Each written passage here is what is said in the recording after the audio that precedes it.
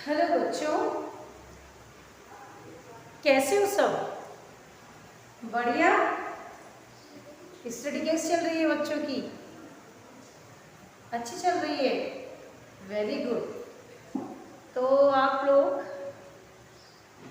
Live class में, video में जो भी टॉपिक्स आपको दिए जा रहे हैं वो पढ़ रहे होंगे ना। कॉन्सेप्ट को क्लियर करने की कोशिश ज़रूर करना। केवल देख लिया, नोट्स में उतार लिया, इतना पर्याप्त नहीं है बेटा। कल क्या है कि अपन जो भी पढ़ रहे हैं वो वापस यदि अपने को पूछा जाए तो अपने को पता होना चाहिए कि अपने ने क्या पढ़ा था और ये क्या जो चल रहा है टॉपिक्स उसमें क्या है, क्या अपन ने कर लिए। तो ये सब बातें अपने को पता होनी चाहिए। बात समझ में आ रही है? इसे ज़रूरी है कि थोड़ा सा आप ध्यान करें कि अपन जो भी चीज़ें जितनी भी लाइव क्लास या वीडियो के माध्यम से अब तक अपन ने जो भी पढ़ा है वो सब अपना क्या हो, क्लियर हो। क्लियर नहीं है या फिर वो दिक्कत है तो आप उसको क्लियर करने की कोशिश करें, है ना। हमसे क्लियर ज़रूर करें, पूछें, लाइव क्लास में पूछ लें। और जब भी मौका मिले कि भाई यहाँ ये चीज़ नहीं आ रही तो आप ज़रूर हमें कांटेक्ट करके बिल्कुल पूछें कि ये यहाँ पर ये क्यों दिया है, इसका क्या मीनिंग है, ये यहाँ पर क्या कहना चाहता है। देखो 2 साल अच्छे से पढ़ लिए ना तो फिर कहीं कोई दिक्कत नहीं है। 11th तो हो गया, अभी 12th अपने हाथ में है तो इसको अच्छे से नॉलेज के आधार पर, प्रतिशत तो नहीं चाहिए, नॉलेज चाहिए बेटा। नॉलेज होगा तो ही सक्सेस, नहीं तो नहीं। फिर मतलब नहीं है अपन किसी को खड़े होकर पढ़ाएं भी तो भी अपने को वो चीज़ का कॉन्सेप्ट समझ में आया हुआ होता है तो अपन बहुत ही कॉन्फिडेंटली अपना कॉन्सेप्ट फेंकते हैं। अगर नहीं है तो हम भी हिचकिचाएंगे फिर। इसलिए ऐसा नहीं करना है। थोड़ा ध्यान करके जो कुछ भी अपने को अब तक करवाया है उसको अच्छे से रीड करें। ओके, चले तो आइए, मैं पूनम प्रजापत आदर्श विद्या मंदिर से आज अपन अपना 11वां चैप्टर शुरू करेंगे। 10वां चैप्टर जो है वो वीडियो में कंप्लीट हो चुका है। आज अपन अपना 11वां चैप्टर एल्कोहल, फिनोल और ईथर को करेंगे, जिसके अंदर अपन ने पास इन तीनों कॉन्सेप्ट को पढ़ाया गया, बताया गया है। इसमें ऑक्सीजन युक्त समूह, उनका नाम दिया गया है क्या? ऑक्सीजन युक्त समूह, ऑक्सीजन युक्त समूह। ध्यान करेंगे बच्चे, इसमें 3 हैं, एल्कोहल,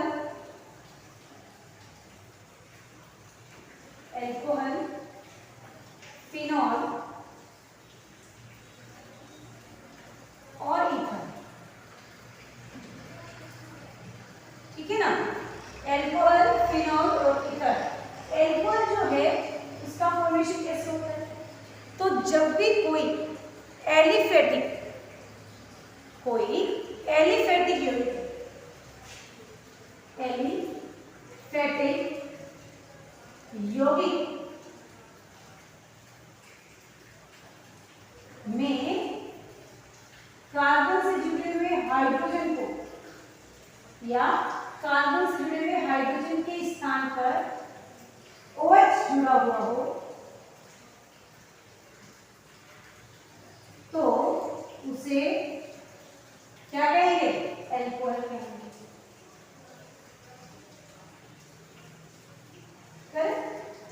वही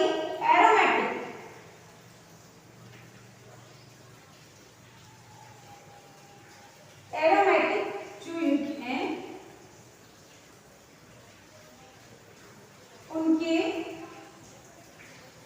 कार्बन से जुड़े हाइड्रोजन के स्थान पर OH जुड़ा हुआ हो,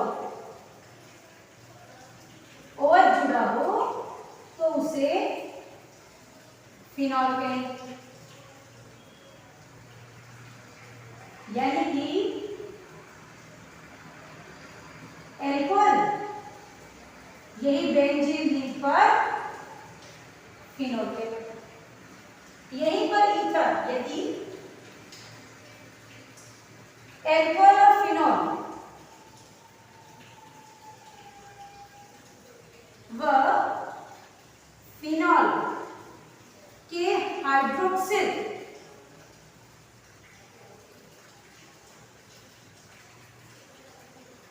समूह के हाइड्रोजन को किसी एल्किल ग्रुप द्वारा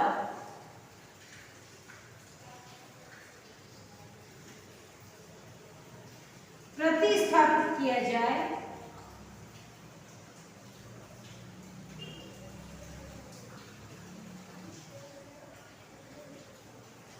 तो प्राप्त यौगिक ईथर कहलाए। बात समझ में आ रही है ना? ये अपने जीवन में जो रियल लाइफ है उसमें भी इसका बड़ा यूज है। आप देखते होंगे कि अपने पास जितने भी कागज है, पेपर है, उन सब में मुख्यतः किसका यूज होता है? एल्कोहल का यूज होता है। किसका यूज होता है?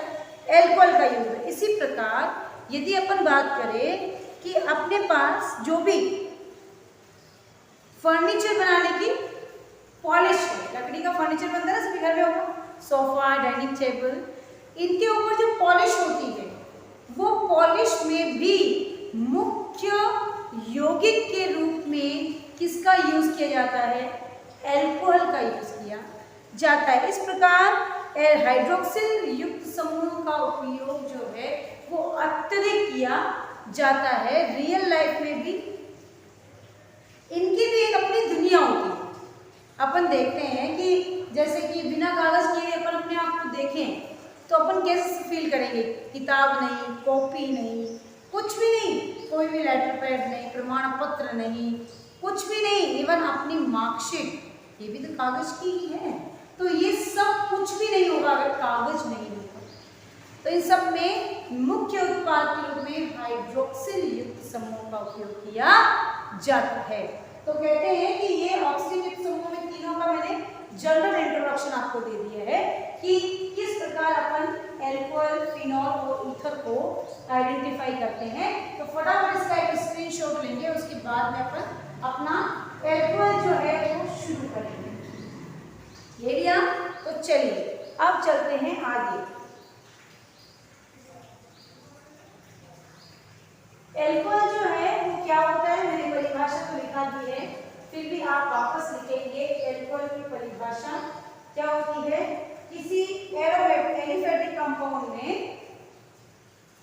एलिफेटिक कार्बन श्रृंखला में कार्बन से जुड़े हुए हाइड्रोजन का प्रतिस्थापन हाइड्रोक्सिल समूह द्वारा किया जाता है। हाइड्रोक्सिल समूह द्वारा किया जाता है तो बनने वाला यौगिक एल्कोहल कहलाता है। क्या कहलाता है? एल्कोहल कहलाता है। अब हम चलते हैं वर्गीकरण। मतलब हेडिंग डालेंगे आप एल्कोहल का वर्गीकरण। एल्कोहल का वर्गीकरण को दो भागों में वर्गीकरण किया गया है। दो भागों में वर्गीकरण करके इसे बताया गया है। पहला क्या? कार्बन से जुड़े हुए OH की संख्या क्या है? इसके आधार पर कार्बन से जुड़े हुए OH की संख्या क्या है?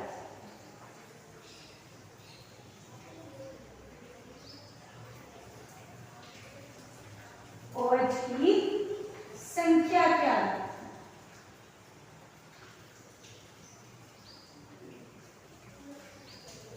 उसके बाद OH से जुड़े कार्बन की संख्या क्या है?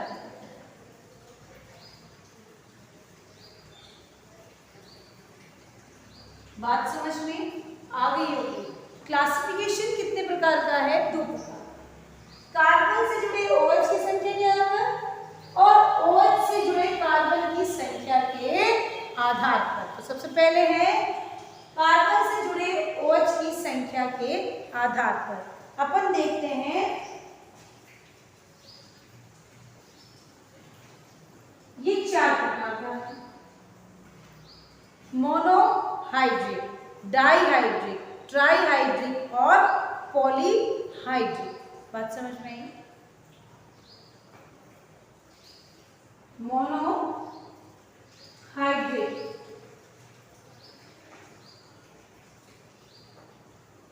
डाईहाइड्रेट, ट्राईहाइड्रेट और पॉलीहाइड्रेट।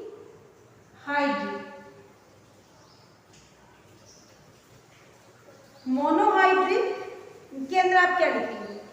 एक कार्बन श्रृंखला है, उसमें क्या होगा? एक ही OH समूह जुड़ा होगा। कार्बन श्रृंखला में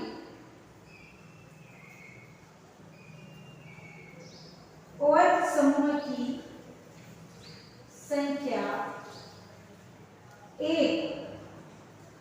बात समझ में आ गई? कार्बन श्रृंखला जो है CH3 CH2 CH2 CH2 CH3, इसमें एक ही OH होना चाहिए, तो क्या कहलाएगा? मोनोहाइड्रेट।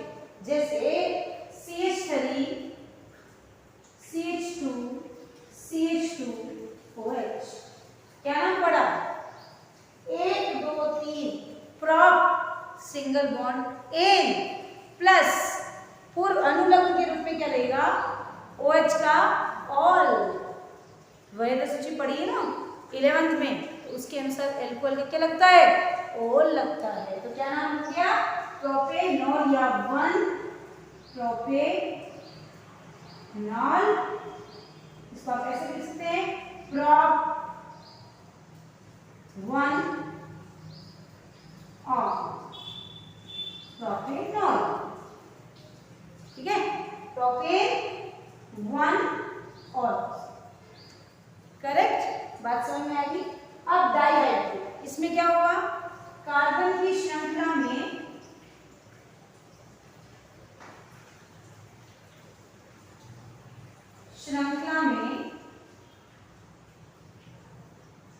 OH की संख्या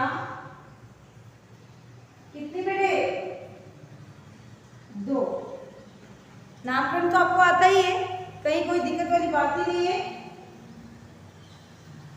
तो एक कार्बन श्रृंखला में 2 OH, CH3 CH2 CH2, अब इधर OH एक, तो एक यहाँ CHOH।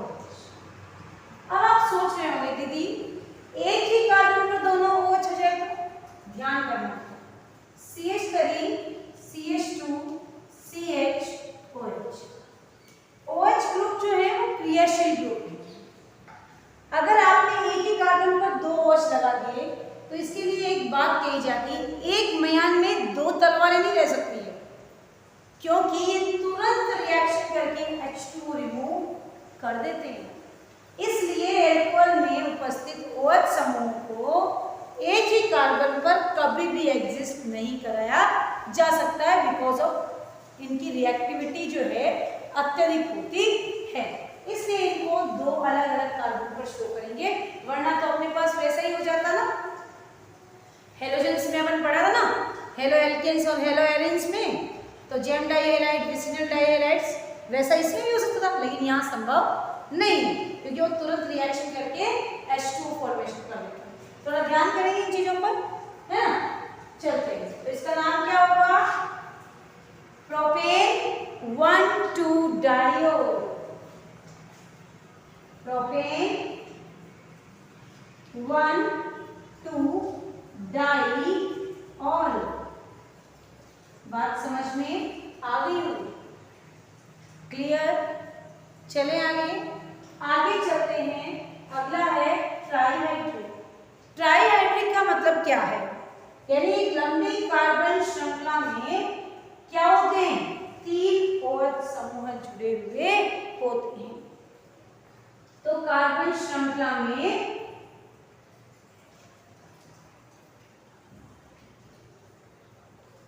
3 OH समूह उपस्थित। Clear? For example CH2 CH CH2 OH OH OH। Propane 1 2 3 triol. Propane 1 2 3 triol. बात समझ में आ गई? क्लियर हो गया। इस प्रकार अपन देखते हैं कि क्लासिफिकेशन के अंदर अपन इन चीजों को रीड कर सकते हैं। इसका एक प्रचलित नाम है ग्लिसरॉल। इसे किस नाम से जाना जाता है? ग्लिसरॉल के नाम से भी जाना जाता है। चलें, ट्राईहाइड्रिक का बात समझ में आ गया। आगे चलते हैं। ट्राई के बाद में पॉलीहाइड्रिक। आप नाम लिख लेंगे।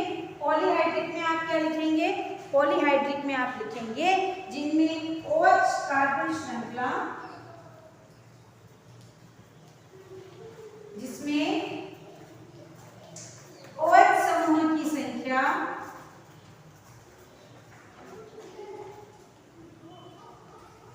मोर देन 3 से अधिक।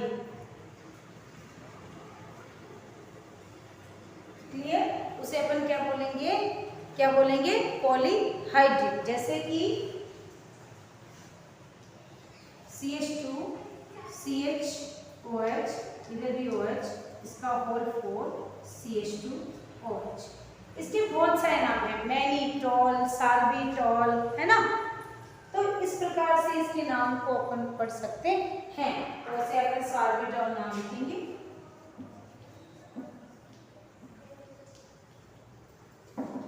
बात समझ में आ गई होगी। तो ये क्या है? यहाँ पर क्लासिफिकेशन किसका हुआ? कार्बन से जुड़े OH की संख्या के आधार। अब किसका है? OH से जुड़े कार्बन की संख्या से प्राथमिक, द्वितीयक और तृतीयक करके। फटाफट इसका स्क्रीनशॉट ले ले, जल्दी से देखें। 1 2 3 हो गया, गुड। चलते हैं आगे। अगला जो क्लासिफिकेशन है वो थोड़ा सा रीड करते हैं। वो है अपना OH से जुड़े हुए कार्बन की संख्या के आधार पर। ये कितने प्रकार का होता है? 3। 1 डिग्री, 2 डिग्री और 3। ध्यान करेंगे बच्चे, कार्बन श्रृंखला में जहां OH जुड़ा है वह कार्बन अन्य एक कार्बन से ही जुड़ा है। जैसे CH3 CH2OH।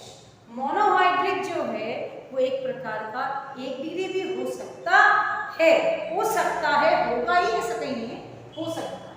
क्लियर? इसे हम क्या बोलेंगे? एथेनॉल। 2 डिग्री में जिससे OH जुड़ा हुआ है वो अन्य 2 कार्बन से जुड़ा हुआ होगा। इसका जो CH2OH जनरल फॉर्मूला होगा, इसका CHOH जनरल कॉन्सेप्ट होगा और इसका COH इसका कॉमन फॉर्मूला होता है। जैसे CH3 CH2OH 2 डिग्री हो गया। ऐसे ही CH3 CH3OH 3 डिग्री हो गया। तो इनके नाम अपन खुद लिखेंगे। जरूरी है, नामकरण आपको सबको आता है। तो एक का तो मैंने बता दिया, इसका 2 और इस तीसरे का आप खुद लिखेंगे ताकि आप अच्छे से इनको समझ सकें। अच्छे से पढ़ेंगे, अच्छे से क्लासिफिकेशन को रीड करेंगे। जब तक नेक्स्ट वीडियो आता है तब तक ये नोट्स में हो जाना चाहिए और समझ में आ जाना चाहिए। Thank you.